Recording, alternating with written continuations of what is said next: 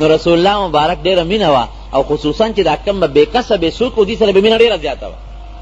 نو صحابه داسې مخکې مخکې کېږي، نبي علیه السلام مبارک آواز وکړه ای نه بلال. بلال څه شو؟ دی وایي د حضرت بلال نه چا تپوس وکړه وایي ستا زړه کې دا تېرېدله چې دا لومبې بانګ به ته وې؟ وایي نه. وی ولې؟ وی مې چې حضرت ابوبکر غوندې شخصیت موجود دی، حضرت عمر فاروق غوندې شخصیت موجود دی، حضرت عثمان او حضرت علی غوندې لوی خلک او نږدې موجود دي، نو دا بانګ ممکن نه ده چې زه به ووایم. وی بلال وګورئ صحابه ورپسې ګرځي را پیدا کړي، بلال دلته راشه وی بانګ به وی. حضرت بلال ته وی بانګ به وی. وی صاحب بالکل تابعدار لبیک و سعدیک. کوم ځای ویم صاحب؟ وی یو ځای درته ښیم هغې ته به خېجې بانګ به وی، د بیت الله د چت ته پاسه به خېجې دلته بانګ به وی. د بیت الله په چت باندې بې د مجبورۍ نه ودرېدل مکروه دي. یو څوک مرمت کوي پې بره خېجي، څه کاروبار پې کوي او بره خېجي، نو دا بېله خبره ده. لیکن چې داسې څه قسمه مجبوري نه نو د بیت الله په چت باندې ودرېدل مکروه دي. مکروه دا غټه بېادبي ده. د بیت الله په چت به نه ودرېږي، بالکل به نه ودرېږي. او جناب حضرت بلال ته نبی علیہ السلام حکم کوي، اوس چې د پیغمبر علیہ السلام حکم راغی خو مکروهات ختم، دا غي حکم دی بره د چت ته وخېجه او د بیت الله اذان پې وکړه. حضرت بلال جاړي په جړا کې د الله اکبر اذان کوي، الله اکبر الله اکبر، او په جړا کې आवाज کوي اشهد ان لا اله الا الله اشهد ان محمد رسول الله. لومبې اذان او د الله نوم د بیت الله د چت د پاسه چا وکړه په بیت الله کې؟ جواب راکې. دې نه لوی اعزاز بل شته د دغې طالبانو دپاره؟ وایه که نه بل اعزاز شته؟ نشته. او ورونو د نبي علیه السلام خوا کې کېناستېدل او هغوی ځان ته راتره غاړه باسل او هغوی نږدې ناسته او نبي علیه السلام ښکلول او دوی باندې د نبي علیه السلام نظر لګېدل او د هغوی لاړې لګېدل، دې نه غټ اعزاز بل شته؟ جواب راکړې راته. او مرګ نه پس اعزاز څه دی؟ مرګ نه پس اعزاز څه دی؟ چې کله نبی کریم صلی الله علیه وسلم وفات شو نو هغې یو کمره ده عایشې بیبي کوټه ده، په هغې کې دفن دی او خوا کې ورسره حضرت ابوبکر صدیق رضی الله عنه دفن دی او خوا کې ورسره بل د حضرت عمر فاروق رضی الله عنه قبر دی. دا درې په یو کمره کې دفن دي عایشې بیبي کوټه کې. تاسو د الله سره د ما بوت لیکي چې تاسو کله ور مخامخ شئ نو د نبي علیه السلام مخ مبارک یو سوړه ده، نو هلته کې خلک ودرېږي او درود سلام پرې وایي الصلاة والسلام علیک یا رسول الله، مخامخ ورته وایي. او بیا چې لږ مخکې شي نو حضرت ابوبکر باندې سلام اچوي السلام علیک یا خلیفة رسول الله صلی الله علیه وسلم یا ابا بکر. او بیا چې لږ مخکې شي نو حضرت عمر فاروق باندې سلام وایي السلام علیک یا عمر یا امیر المؤمنین. نو ډېر خوند کوي. الله دې موږ او تاسو بوت نیږي. دې نورو مړو په اورېدو کې څه اختلاف شته، څوک یې اوري څوک یې نه اوري، یو اختلافي مسله ده نه چیړم. خدا زمونږ د اهل سنت والجماعت اتفاقی خبره ده چې نبی کریم صلی الله علیه وسلم ته مخامخ ودرېږي او درود سلام پرې وایي، هغې اوري هم جواب هم ورکوي. نو یو عالم به ته مفتی شفیع صاحب رحمت الله علیه دا واقع نقل کړې ده، د هغه یو کتاب د کشکول ورته وایي. یو عالم به ته او هلته به یې په نبي علیه السلام باندې دا درود سلام وي او په حضرت ابوبکر او په حضرت عمر باندې. او شاعر و دا عالم نو هغه به هلته هغه د نبي علیه السلام د محبت نظمونه وي، نعتونه، لکه زمونږ بشیر جان چې کوم نظم اوی د حاجي محمد امین رحمه الله، نو واقعي د انسان په دې زړه کې لارې پیدا کوي. داسې ده که نه ده؟ دا یو ټکي یو وی که نه، محمد امینه تګو ته نارې که، محمد امینه تګو ته نارې که، ناس په غاړه د کوثر د مصطفی. مرسلان ټول په نفسي نفسي گویا دي، پیغمبران ټول به نفسي نفسي گویا دي، د امت په طلب سر د مصطفی. نو سړي له خوند ورکوي. نو هغه به څه نظمونه هم وی او نعتونه به وی د نبي علیه السلام د دې روضې مبارکې مخې ته، خو هلته به د ادب او احترام نه ګورې کار اخلي. بره په جنګله لیکلي دي یا ایها الذین آمنوا لا ترفعوا اصواتکم فوق صوت النبي ولا تجهروا له بالقول كجهر بعضكم لبعض ان تحبط اعمالكم وانتم لا تشعرون. داسې د ادب او د احترام آیاتونه بره په جنګله مبارکه لیکلي شوي. نو دې عالم به جناب هغه نظمونه هم وی او ده به هغه درود سلام په ډېر شوق کو. نو په دې مدینه شریفه کې یو سړی اوسېده د حضرت ابوبکر او د عمر دشمن و، شیعه او شیعه، خطرناک شیعه. په دې شیعهګانو کې مختلف قسمونه دي. هغه باندې دا چا ورته وویل چېرې یو سړی دی راځي او ملا دی، هغه ناشنا نعتونه وایي او خلک هم ځان سره جړوي او په خپل هم جاړي او د ابوبکر او د عمر رضی الله عنهما صفتونه لا پکې بیل کوي. هغه ویل یاره دا دله خو څه چل پکار دعوت یې ولا وکړه. دعوت یې ولا وکړه، خپل کور ته یې بوت. دا مفتی شفیع صاحب لیکلي دي، مفتی اعظم پاکستان، او ما درته حواله هم درکړه کشکول د هغې یو رکوټي کتاب. کور ته یې بوت، دعوت یې ولا ورکوي راځه. چې کور ته یې دې څنګه بوته او کېنو نو ور یې ورپسې بند ورته وی دا ته څه کوې چې دلته راځې؟ وی دا نبي علیه السلام صفت کوم، نعتونه کوم، مدح ویم. او دا نور دوه کسان چې دي وی د هغې هم صفت کوم. بیا به یې وی که برابر دي کو چې څه دې خوښوي کوه، دا زما ایمان دی، دا زما ایمان دی چې د نبي علیه السلام او د هغه د ملګرو صفت به کوم. وی راوینیسئ هغه ملګرو باندې یې راونیوه په هغه نوکرانو غلامانو مریانو او جبه یې ترې وویسته او پرې یې کړه ورته. وی ځه اوس ابوبکر او عمر دا جبه یو چې دلې جوړه کړي، ځه جبه دې لاس کې راواغېسته، دروازه یې ورته کړو کړې ځه منډې وه چې درته یې جوړه کړي. ته په دې جبه صفتونه کې دی چې لږ مخکې راغېست وینې ته بیا دې را پرېوت بېهوشه شي. ته به دومره وینه چې بیا جبې نه بېګي سړی کوم دی ټینګېدی شي، را پرېوته بېهوشه. چې بېهوشه دی په دې بېهوشۍ کې دی وایي چې اوس اینم نظر کومه نبي کریم صلی الله علیه وسلم او ورسره ملګري دي سپینو جامو کې، حضرت ابوبکر دی، حضرت عمر فاروق دی، دا نور ملګري دي ورسره. وایي ما ته نبي علیه السلام مبارک فرمایي چې څه چل شوی دی؟ مې چې صاحب ستا را دې ملګرو په صفت کې دا جبه رانه پرېږدوه. اوس یې بېهوشه دی، ودلې بېهوشۍ کې دی. وایي راکړه هغه جبه رانه نبي علیه السلام مبارک واغېست. وایي ما ته چې خوله کولا وکړه. وایي خوله مې کولا وکړه. وی چې هغه باقي کومه جبه پاتې وه هغې سره هغه ټوټه یو ځای کړه. وی ما ته وی خبرې شروع کړه. وی چې ما خبرې شروع کړې وی راویښ شوم، جبه مې ټیک ټاک ده، نه وینه شته، نه زخم شته، نه درد شته. دا د نبي علیه السلام مبارک معجزه ده د هغه د وفات نه پس. قرآن نه لویه معجزه د نبي علیه السلام نشته، تر قیامته پورې جاري معجزه ده. هر صحابي د نبي علیه السلام معجزه وه، د هغې د وفات نه پس دا معجزه وه.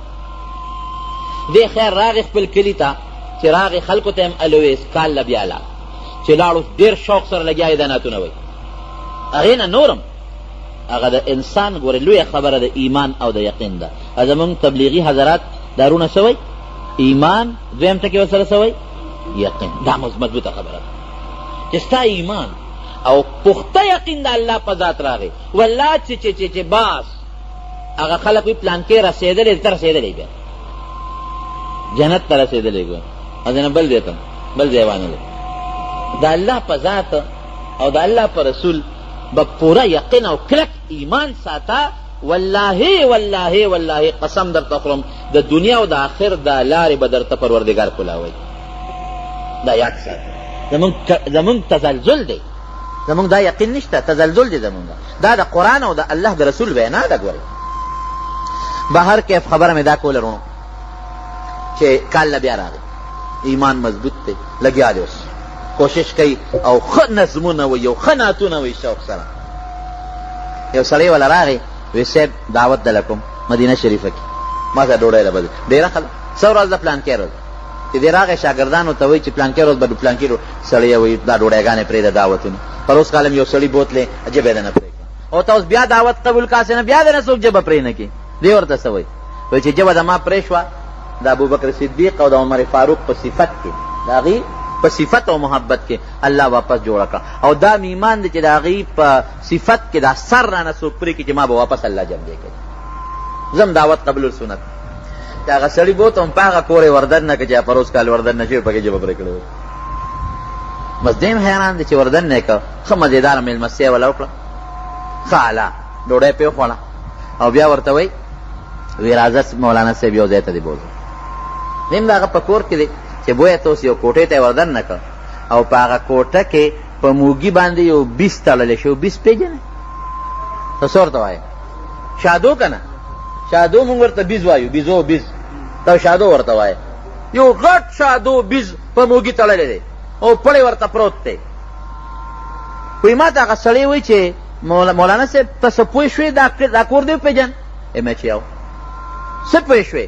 مې چې دې کور ته پروس کال چا راوستی ومه او ما نه ژبه پرې کړې وه وایي مولانا صاحب هغه زما پلار و چې تا نه ژبه پرې کړل هغه د ابوبکر او د عمر دشمن تا نه ژبه پرې کړله او تا نه چې ژبه پرې کړه نو ستا ژبه ګوره الله جوړه کړه او د هغه نه هغه وخت کې الله دغه شادو بیج جوړ کړی چې دا په موږي تړلی دی اوس مروز ترې دعا ورته وکړه که واپس الله پاک انسان دی او چې هغه بیس ته مې وکتل که نه د سترګو باندې دا اوښکې روانې دي چې بیږي دا د جړه اوښکې ته بیږي رونو دا د ابوبکر صدیق او د عمر فاروق دشمن سره الله په دنیا کې ولا دا یو سزا یو عبرت ورکوي چې اخر کې به دغه دشمن څه انجام دی د دنیا را طالب سره چې څوک بد کوي د دنیا را او یو کتاب دی زمونږ د مشکات شرحه ده اشعة اللمعات شیخ عبدالحق دهلوي رحمت الله علیه لیکلی ده هغه لیکي په مناقبو د حضرت ابوبکر او د عمر کې د هغې مناقبو کې لیکي وی هندوستان کې یو سړی زه حواله در کوم چې تاسو شک پیدا نه شي هندوستان کې یو سړی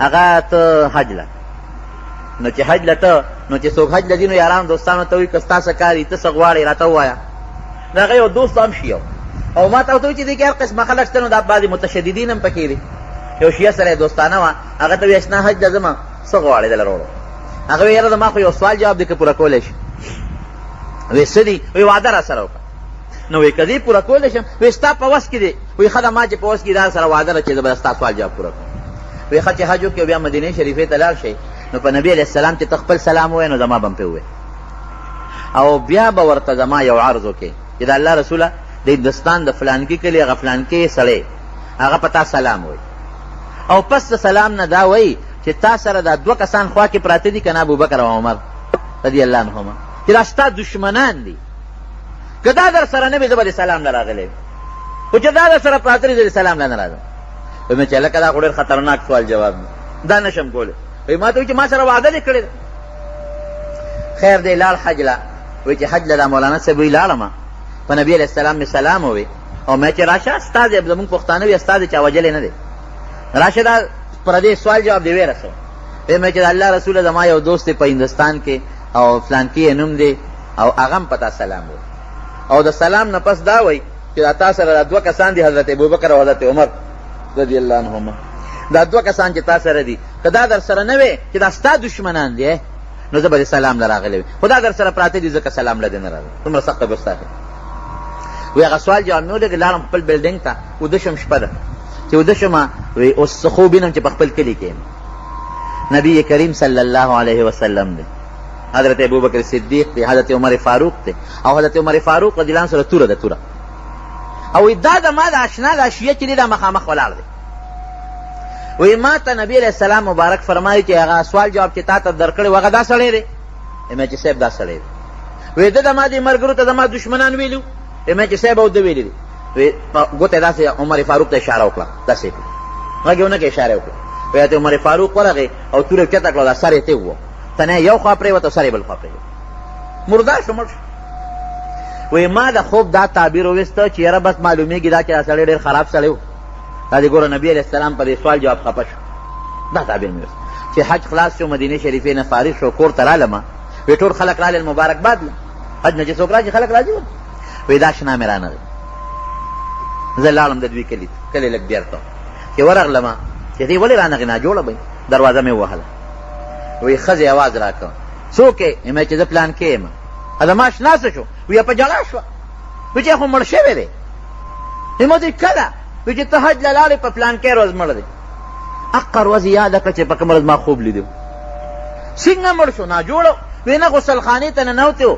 او دسماتې دپاره ټټۍ ته او ډېر ساعت شو راونوته وی مونږ ورپسې دروازه ماته کړه وی چې دروازه ماته کړه نو په هغه او دسماتې د پاسه چاته په توره سر والې او تنې یو خوا پرته و سر یې بل خوا پروت سړی مونږ ته نه دی معلوم چې دا چا وهلی تر ننه پورې پته ونه لګېده وی چې سړی ما ته معلوم دی عمر فاروق رضی الله عنه د دین د طالبانو د الله په نزد دا مقام مرګ نه پس په الله دومره خفه کېږي د الله رسول پې دونه خفه کېږي صحابه خو د دین طالبانو که نو د طالب ګورې د الله په نزد ډېر لوی مقام دی رونو خان مونږ څه وایو دا طالب دی دا چڼې دی دا نومونه مې ښودلي چڼې دی څوک وایي دهشتګرد دی د انتها پسند دی رونو د الله د دین د قرآن او د پیغمبر د حدیثو زده کوونکی او هغه بل ته ښودونکی او د هغې خدمت کوونکی د الله په نزد ډېره لویه مقام او رتبه لري.